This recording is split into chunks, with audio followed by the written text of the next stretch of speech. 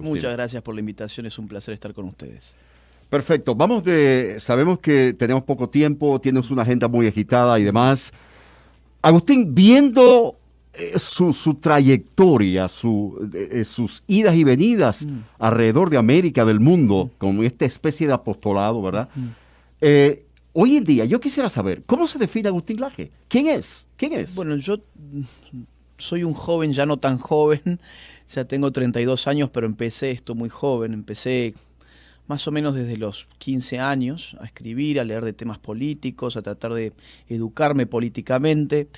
Ingresé en ingeniería, estuve 3 años haciendo ingeniería, mientras como hobby seguía estudiando temas de política, escribiendo un libro sobre temas políticos en Argentina. Eso generó un vuelco en mi vida que me hizo salirme de ingeniería, entrar en ciencia política.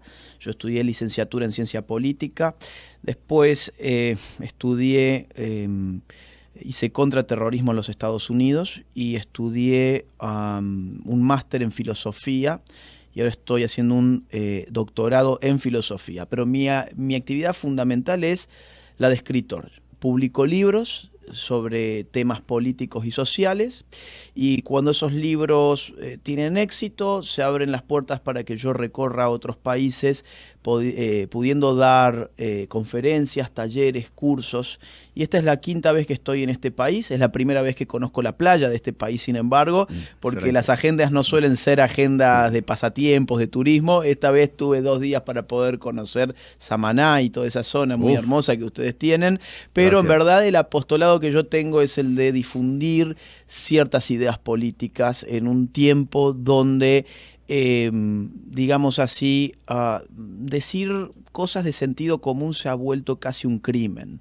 Entonces yo trato de sacudir un poco a la opinión pública diciendo cosas que hoy lamentablemente cada vez se pueden decir menos. ¿Tus estudios en filosofía definieron tu línea de lo que ibas a escribir y demás? A ver, yo entré al mundo de la filosofía un poco después.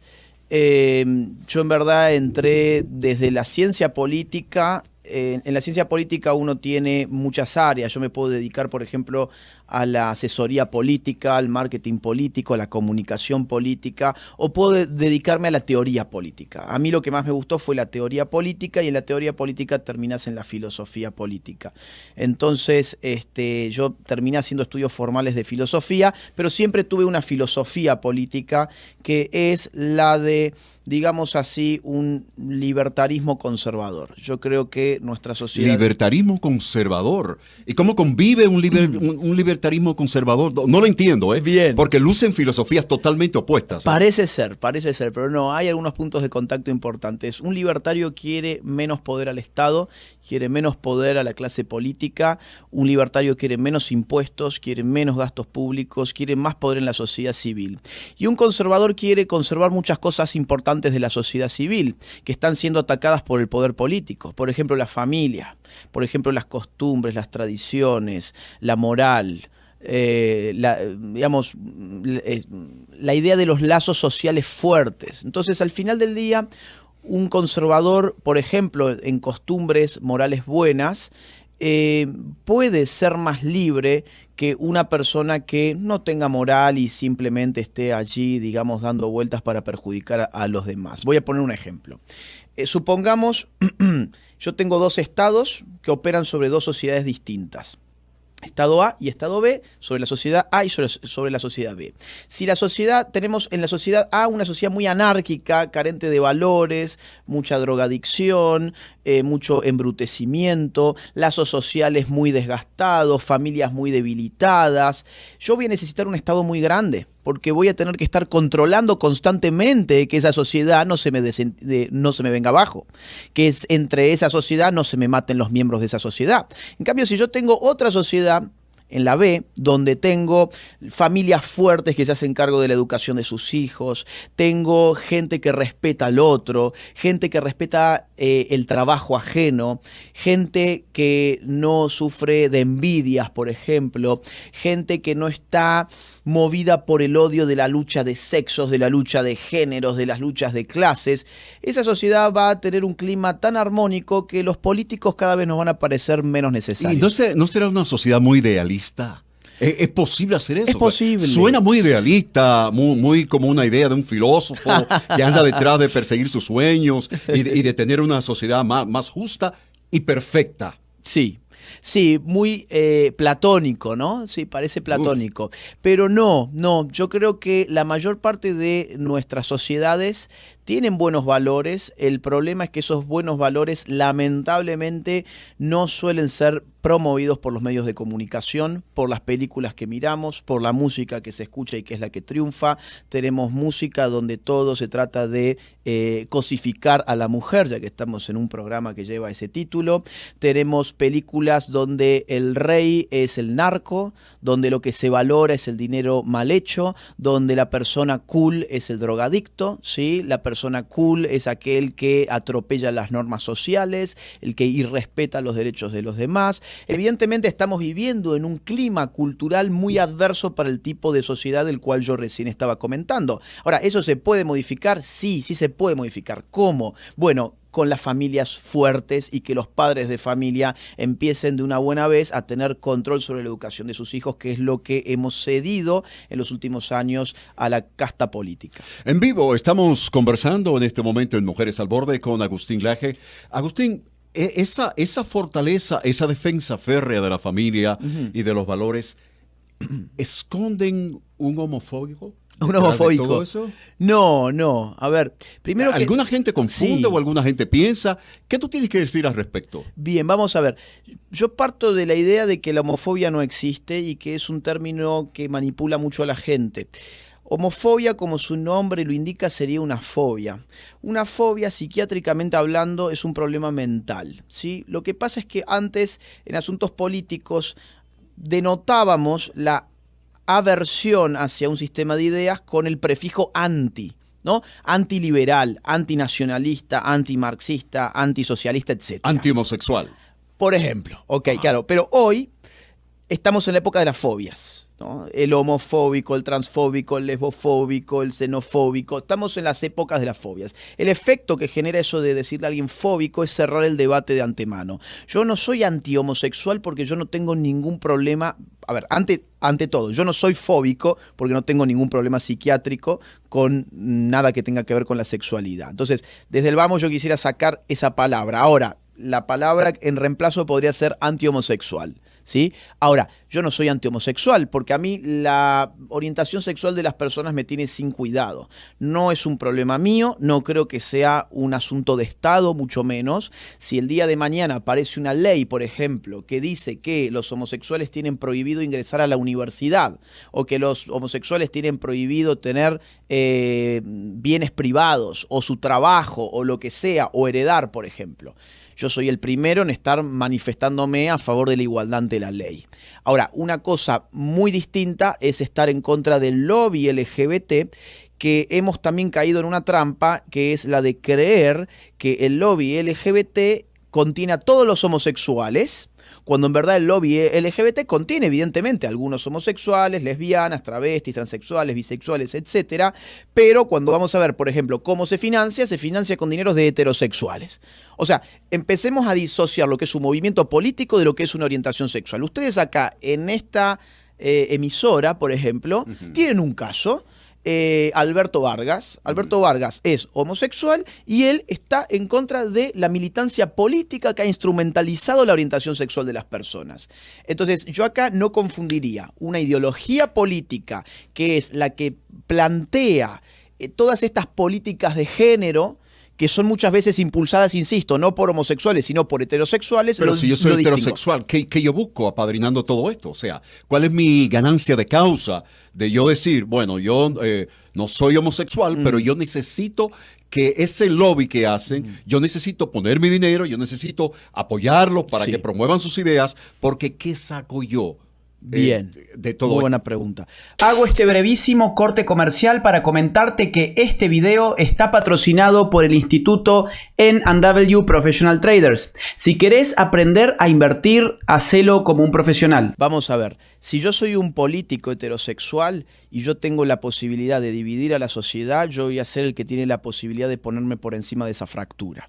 Hay una máxima de la ciencia política, muy conocida incluso por el común de la gente, que es divide y reinarás. Si son los políticos los que están generando esa división, están politizando los asuntos sexuales y por lo tanto es evidente que vamos a terminar teniendo ministerios de género, secretaría de la diversidad, leyes LGBT, etcétera, etcétera, etcétera, y eso es más poder para esa casta política. Mire, hasta tal punto esta locura ha llegado a Argentina que le comento. En Argentina el presupuesto estatal para políticas de género es 10 veces el presupuesto para la justicia.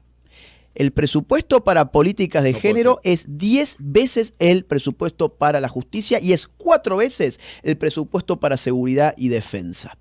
Claro, usted me dice, ¿y de qué le sirve a un heterosexual? Le sirve precisamente de eso. Si yo soy un partido político que necesito poner a mis militantes en funciones públicas, pues necesito amplificar las áreas de intervención del Estado para crear oficinas, secretarías, ministerios, legislaciones. Todo eso necesita mano de obra política. Entonces, usted no se extrañe que si el día de mañana nos dicen que tenemos una guerra entre gordos y flacos, no nos vaya a aparecer el Ministerio de la Gordura, por ejemplo, o la Secretaría del Peso.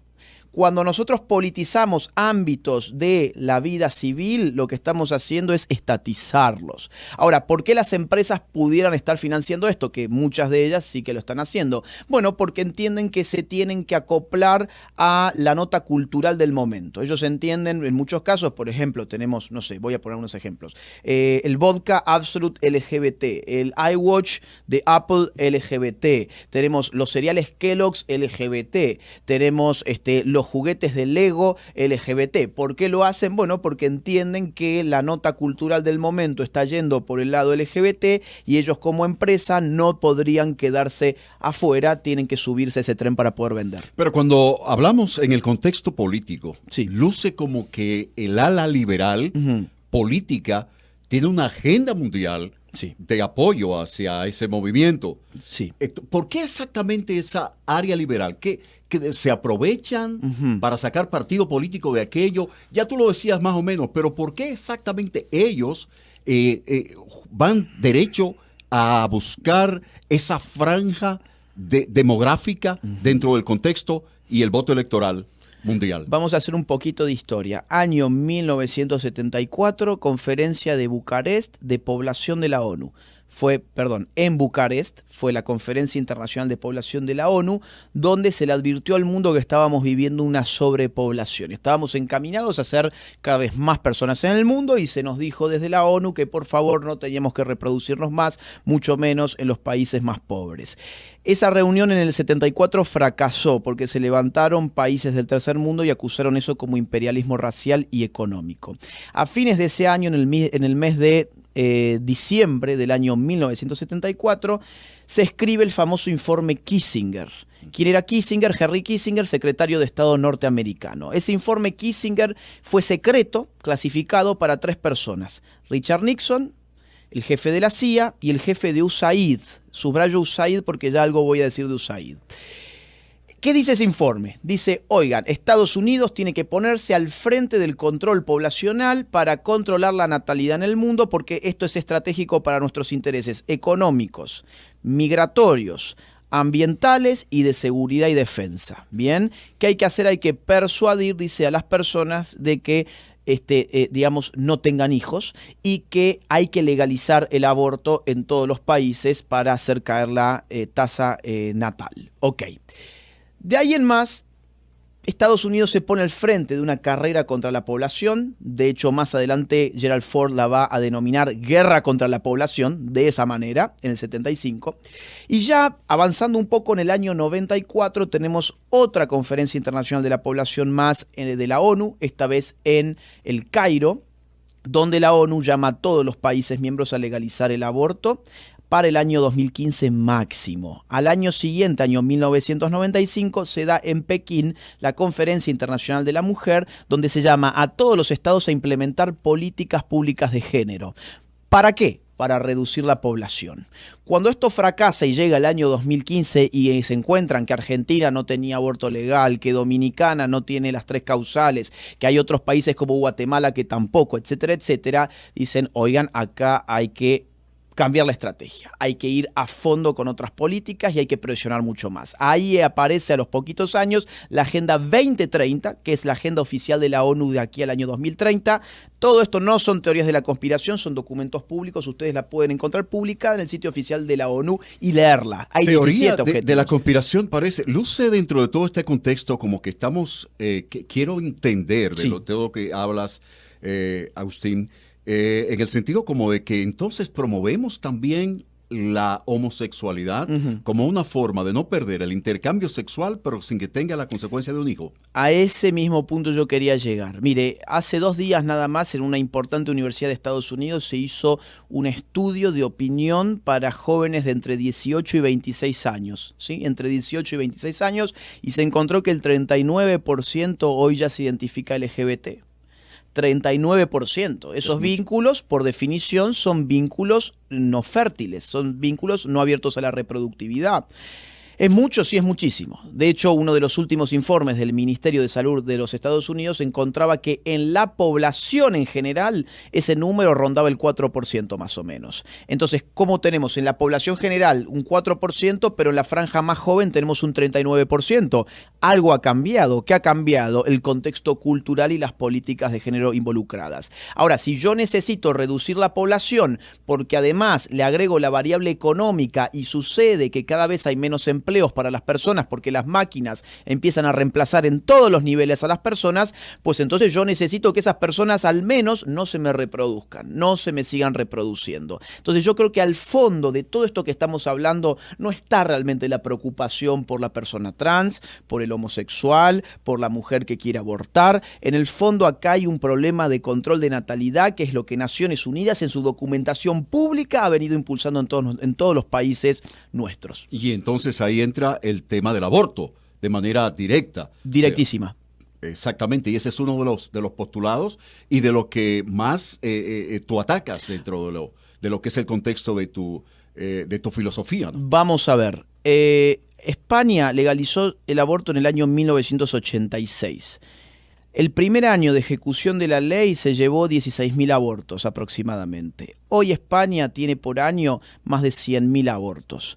¿Qué significa esto? Cuando yo legalizo el aborto e impulso políticas pro aborto y de género, lo que voy y aparte la ideología feminista radical que nos dice que somos enemigos los hombres y las mujeres, que ser madre es una tortura, que parir es algo que acaba con los proyectos de vida de una mujer que se quiere libre. Toda esa propaganda que nos están bajando constantemente desde los principales medios de comunicación hace que el aborto empiece a transformarse en una práctica normalizada. Ahora, yo le dije, más de 100.000 abortos por año en España y nacimientos, ¿cuántos hay? Hay poco menos de 400.000. ¿Qué significa esto? El 25% de los embarazos en España termina en un aborto, ¿sí? El 25% de los embarazos españoles en un aborto. ¿Cuáles son las consecuencias demográficas en España? Bueno, que hoy la tasa de natalidad española es de 1,1. Uno tiene que tener 2,2 para poder reproducir una sociedad como la española. Hoy España se ha suicidado demográficamente. Por eso los problemas migratorios. Envejecientes. Eso mismo. A ver, una sociedad de personas muy viejas que envejecen, que no hay mano de obra joven para poder hacerse cargo del sistema económico y por lo tanto de las pensiones de los mayores, una sociedad que no tiene niños y que por lo tanto tiene que abrir sus fronteras a personas de otras civilizaciones para que ingresen a ser mano de obra. ¿Por qué? Porque ellos no tienen mano de obra. ¿Por qué? Porque no tienen hijos. ¿Por qué? Porque han legalizado desde hace mucho tiempo el aborto, subándose al tren del control de la natalidad y porque han impulsado políticas antinatales. Pero yo quiero decir algo, o sea, la antropología y todo lo que tiene que ver con lo que es el comportamiento del ser humano, ¿verdad? Ha sido estudiado por miles de años, pero hay una cosa, hemos llegado a un punto, si se quiere, para mí ridículo, de que estamos etiquetados por muchas razones y en muchos aspectos. Entonces, yo siento como que de la forma que vamos a tener una confusión enorme. Hablamos de, por ejemplo, somos baby boomers, somos generación Z, Sí. somos millennials, somos generación X, pero hay transexuales, hay lesbianas, hay homosexuales, hay transexuales. O sea, eso, estamos etiquetados de todas formas. El otro día quise sacar la cédula para recordarme mi nombre y saber si era verdad que todavía yo mismo era hijo de mi padre y de mi madre. O sea, ¿por qué llegamos a esto, a este punto de hacer esta maraña? Bien. Y como hacer una nebulosa y que no sepamos realmente cuál es nuestra identidad al final? No sepamos cuál es nuestra identidad. Están jugando con nuestra identidad, en efecto.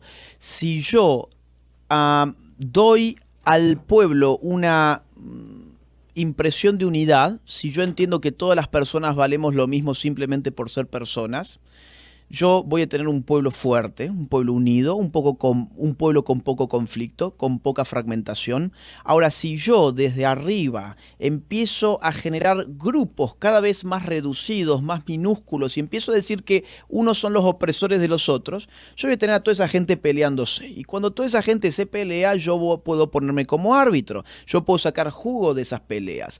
Fíjese usted que hoy estamos hablando ya no del derecho de las personas por ser personas, sino que estamos hablando del derecho del trans, de los derechos de las lesbianas, de los derechos de los indígenas, de los derechos de los afroamericanos, de los derechos de los animales, como si todo fuese cosa distinta, ¿no?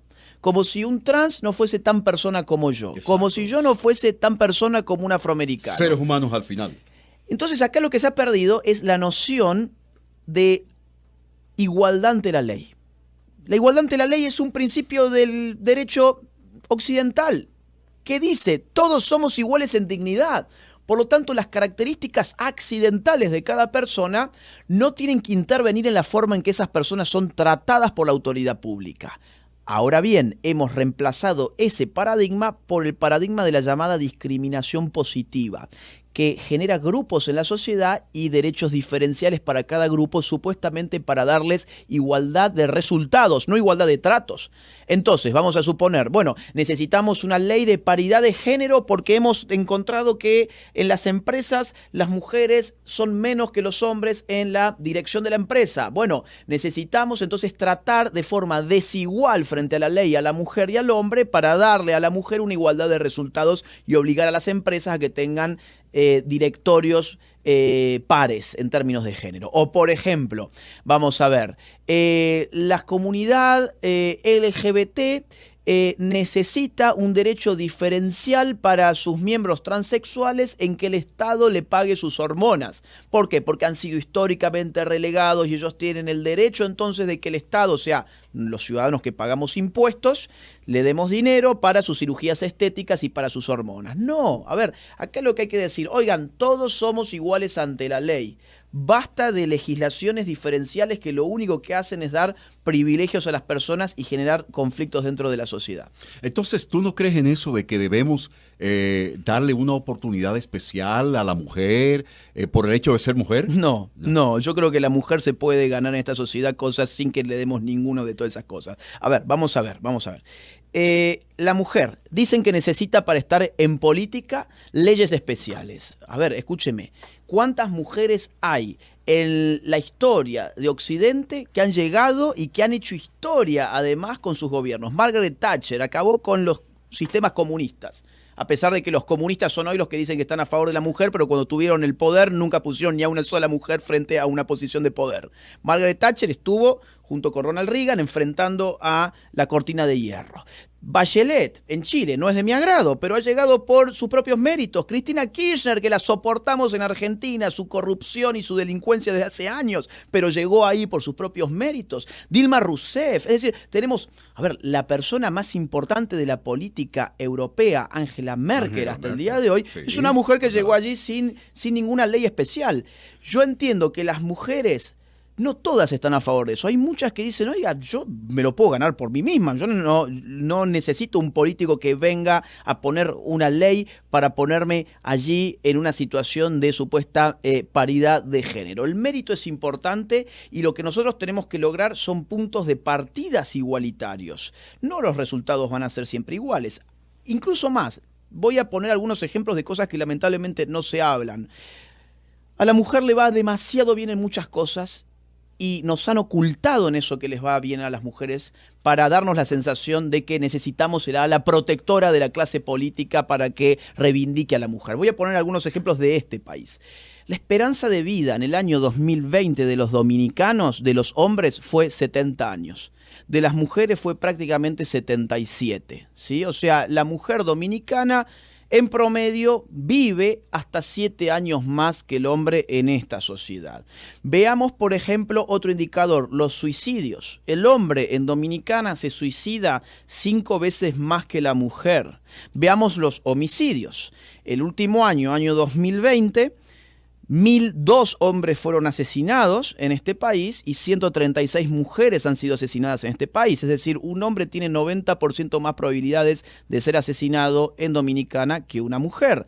Ahora, cuidado, no se malinterprete lo que digo.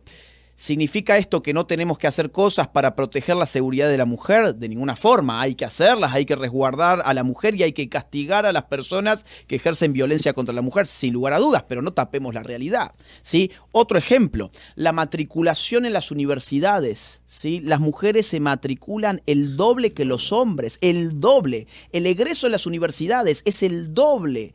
El doble de mujeres se egresan de las universidades en comparación con los hombres. Más del doble.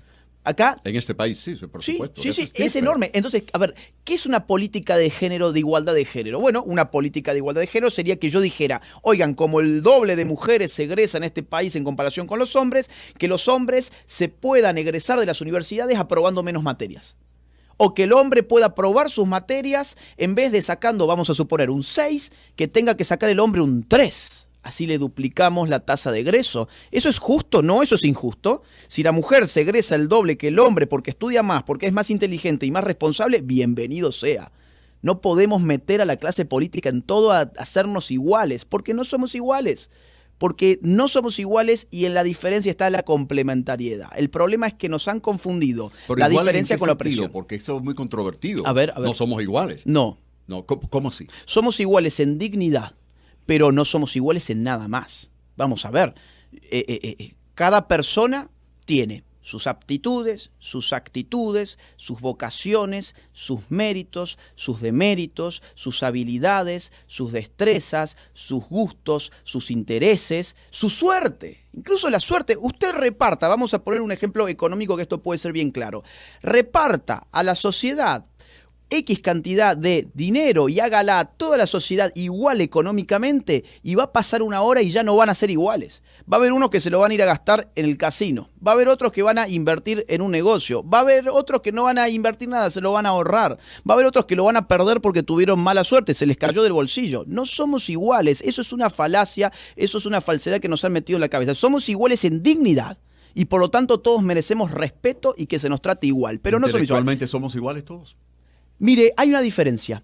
La mujer en promedio, ¿sí? En la media de la mujer, en términos medios, la mujer es más inteligente que el hombre. En los extremos, el hombre aparece con diferencial a su favor o en su contra. ¿Qué significa esto? Que el hombre puede ser excesivamente más inteligente que la mujer más inteligente y puede ser excesivamente más bruto que la mujer más bruta. El hombre juega con esos dos extremos, en términos de media. En cambio, en lo que es la población media, la mujer es más inteligente que la mujer, es más inteligente que el hombre y por eso, por ejemplo, en todas nuestras sociedades se están egresando mucho más rápido de las universidades. Conversando con Agustín Laje aquí en Estrella 90.5, el programa Mujeres al Borde, no se vayan a confundir, aunque estamos hablando hombres en este momento. Agustín, ¿usted es casado? No, no soy casado. Me quedó un ejemplo real. Si usted me lo mire, usted sabe que Noruega es un país que se presupone muy igualitario. Y hace algunos años ellos estaban sufriendo mucho porque veían que en las carreras de ingeniería los hombres se matriculaban mucho más que las mujeres. Y un ejemplo de alfabetización es Noruega. Además, sí, además, sí, y económico. Ellos veían que la mujer se matriculaba muy poco en las carreras de ingeniería y que las carreras de ingeniería estaban llevándose una cuota de mercado muy importante y por lo tanto al final cuando uno comparaba el salario de las mujeres con los hombres tenía una diferencia a favor de los hombres. Ingeniería era uno de esos factores. Entonces, ¿qué hizo el Estado noruego? Dijo, bueno, vamos a hacer políticas de igualdad de género y vamos a subsidiar a las mujeres dándoles un ingreso para que ellas entren en carreras de ingeniería. ¿Cuál fue el resultado? Mientras ese estímulo económico del gobierno estuvo, más mujeres se matricularon en ingeniería. Obviamente. En un momento dado dijeron, hemos logrado la igualdad, vamos ya a cerrar esta política, vamos a dejar de dar dinero porque ya logramos la igualdad. Dejaron de dar dinero y ¿sabés qué pasó? Inmediatamente la curva cayó porque la mujer no se inscribía en ingeniería si no era por dinero. ¿Eso de qué nos habla? Nos habla de dos cosas. No podemos estar jugando con la voluntad de la gente comprando su voluntad, ¿sí? Y nos habla de otra cosa. Y yo me pregunto, digamos, ¿qué pasa con todas esas mujeres que entraron en ingeniería por la ayuda del gobierno? ¿Estarán realizadas? ¿Será realmente el proyecto de vida que ellas tenían? ¿Estarán contentas con el ejercicio de la profesión?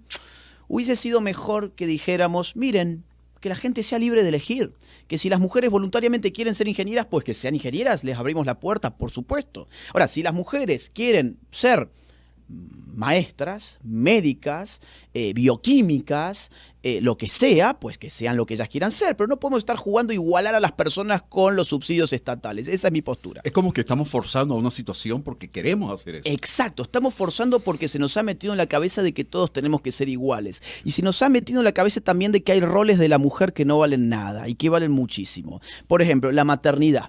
Se nos ha metido en la cabeza, lamentablemente a través de unas campañas que han estado muy bien orquestadas, de que la maternidad no es un rol que habría que valorar.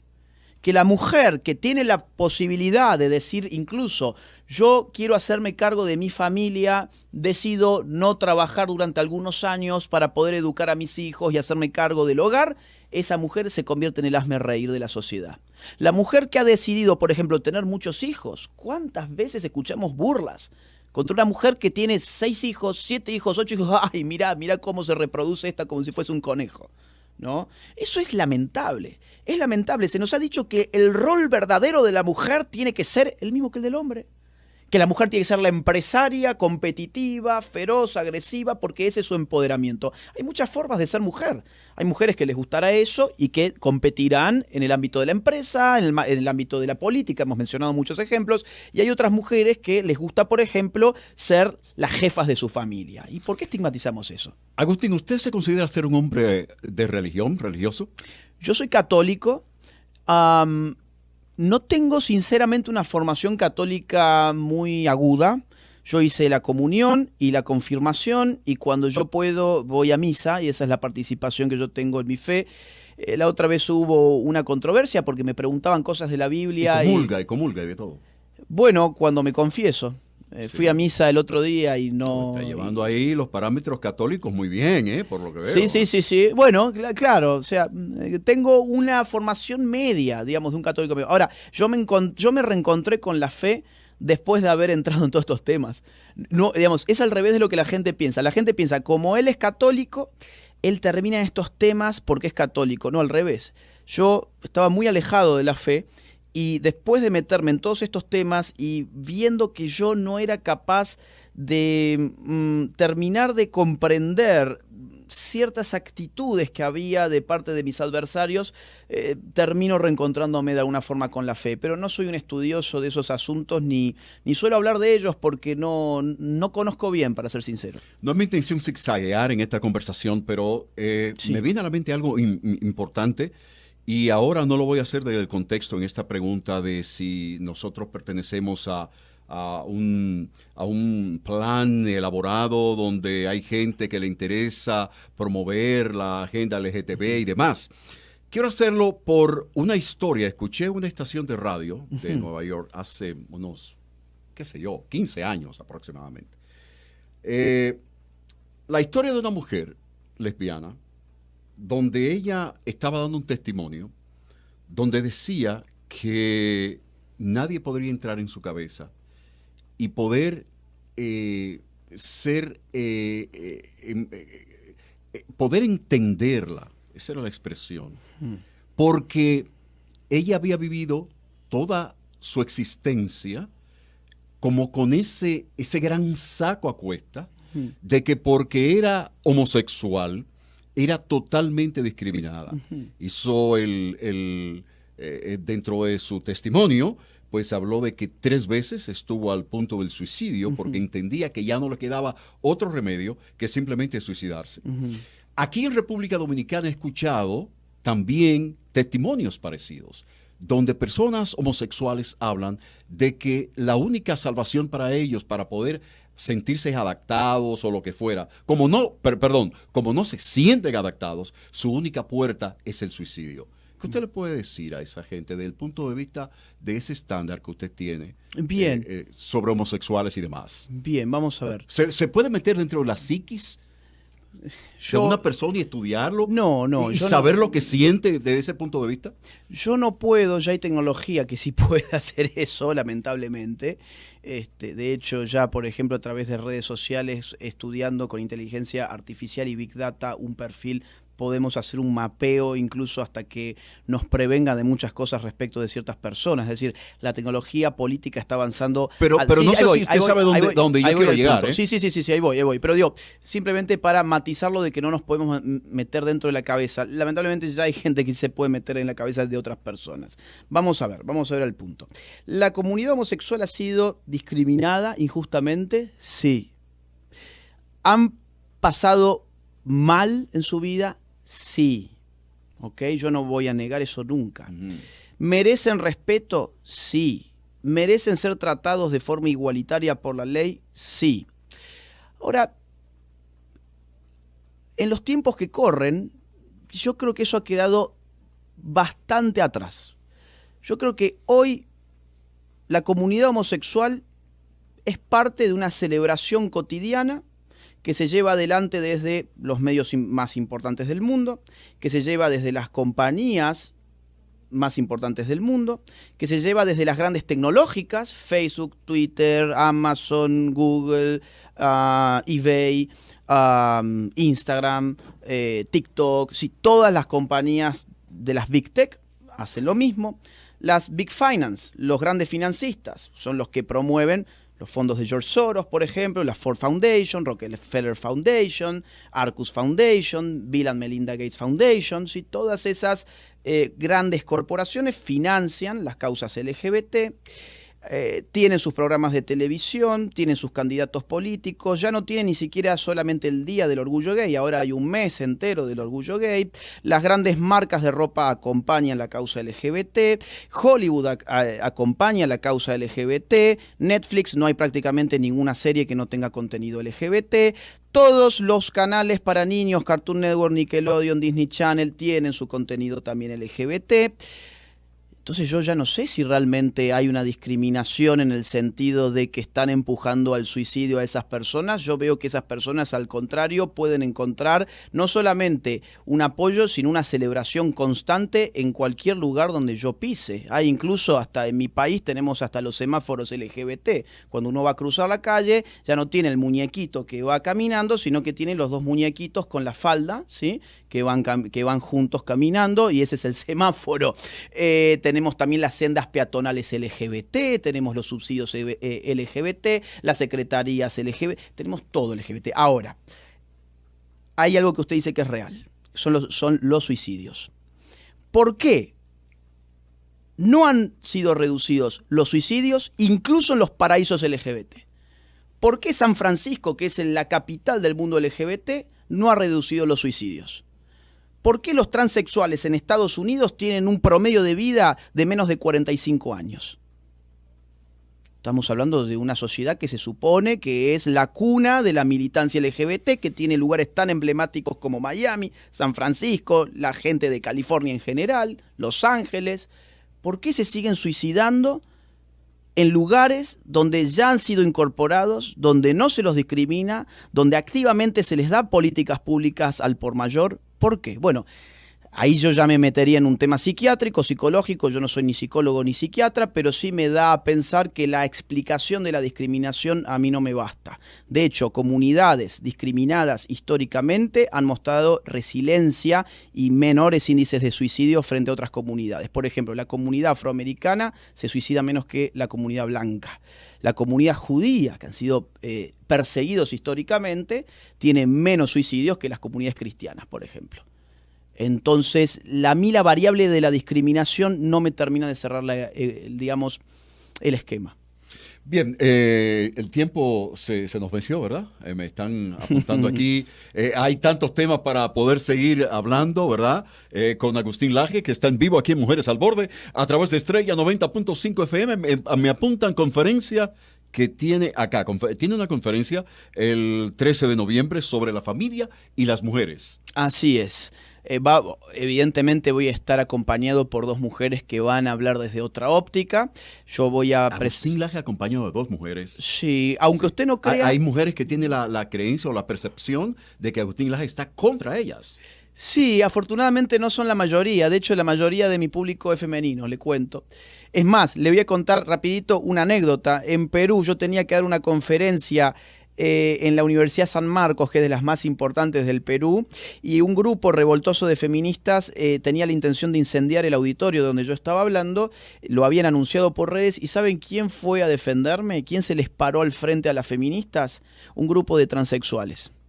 Porque ellos entendían que tenía valor lo que yo estaba diciendo, y que yo, al oponerme a la politización de la identidad de ellos, les hago un buen favor a ellos, y no los que los están todo el tiempo queriendo comprar con subsidios y con políticas absurdas. Cuando Agustín Laje llega a la casa en la noche, se da un baño y se acuesta, piensa dentro de sí, reflexionando, ¿lo que estoy haciendo me satisface? ¿Está bien? ¿Está mal? ¿Soy un juez que trata de juzgar lo que no es? ¿Qué piensa Agustín Laje? No, yo no soy un juez. Soy una persona que trata de comunicar las ideas que tiene, y se ha dado cuenta que hay muchas personas que tienen mis mismas ideas, pero que estaban muy silenciadas. Entonces, si yo opino con tanta vehemencia a veces y de forma tan categórica, es porque quiero romper algo que en psicología política se llama la espiral del silencio. Hay mayorías que están silenciadas, que no se animan a hablar porque tienen miedo que le digan que es un misógino, un homofóbico, un transfóbico. Yo hablo fuerte y de la forma más vehemente que puedo para tratar de despertar la valentía de esas personas. ¿Qué hago yo cuando llego a mi casa? Duermo tranquilo. Duermo tranquilo. Muy bien. Si Agustín Laje estuviera en Estados Unidos, ¿fuera demócrata o no, republicano? Republicano. Trampista. 100%, ya me lo imaginaba. Trampista, además. Ya me lo imaginaba, republicano 100%. Sí. Conservador, sí. Conservador total. Un conservador del ala libertaria del Partido Republicano. De hecho, uno de los políticos que a mí más me gusta de los republicanos, volviendo al inicio de nuestro diálogo, en la historia del partido, es Ron Paul. Y Ron Paul era un libertario conservador. Sí, yo sería parte de eso y hubiese militado la campaña de Donald Trump también. Bien, entonces retornemos a la conferencia del 13 de noviembre. Sí, vamos a estar hablando entonces, en mi caso, porque somos tres expositores, en mi caso voy a hablar sobre la historia del feminismo y voy a mostrar lo que era y lo que es realmente hoy, para que, bueno, muchas mujeres piensan que están obligadas a abrazar el feminismo porque se ha metido un poco esta idea loca de que si sos mujer tenés que ser feminista, de la misma forma de que si sos homosexual tenés que militar en el lobby LGBT. Eso no es así, y yo voy a brindar una historia muy rápida del movimiento, de la filosofía feminista, para mostrarles qué es hoy el feminismo y cómo se ha vuelto, a mi juicio, en contra de la mujer. Bueno, muy bien, están todos invitados para este 13 de noviembre, esta charla. ¿Dónde es? ¿No lo dice aquí? El lugar de la charla, bueno, el 13 de noviembre, que estamos promoviendo para que la gente, ¿verdad? Y la forma de cómo a ver, yo creo puede que accesar. Acá mismo la debo, acá está. Bien, va a ser en Hotel Catalonia, a las 6 p.m., salvo que la información haya cambiado. Esa es la que me habían dado en su momento. Pero miren, vamos a hacer algo más simple. Yo voy a subir ahora esta información ratificada en mi Instagram, de modo que la gente que está escuchando busca muy fácilmente Agustín Laje, ¿sí? Todo junto, Agustín Laje, con J, Laje. Y ahí van a encontrar la información de la charla. Si quieren venir, son todos más que bienvenidos. Muchas gracias, Agustín Laje, por haber compartido con Mujeres al Borde, pero fue como Hombres al Borde esta parte del día de hoy, ¿verdad? Bueno, en un mundo donde cada uno es lo que se autopercibe, podemos bien decir que éramos mujeres hablando. Mire, en mí... y aprovechemos para hacer eso, aunque sea por este momentito, ¿verdad? Y bueno, vamos a gozar algún día de la ideología de género también nosotros. Muchas gracias.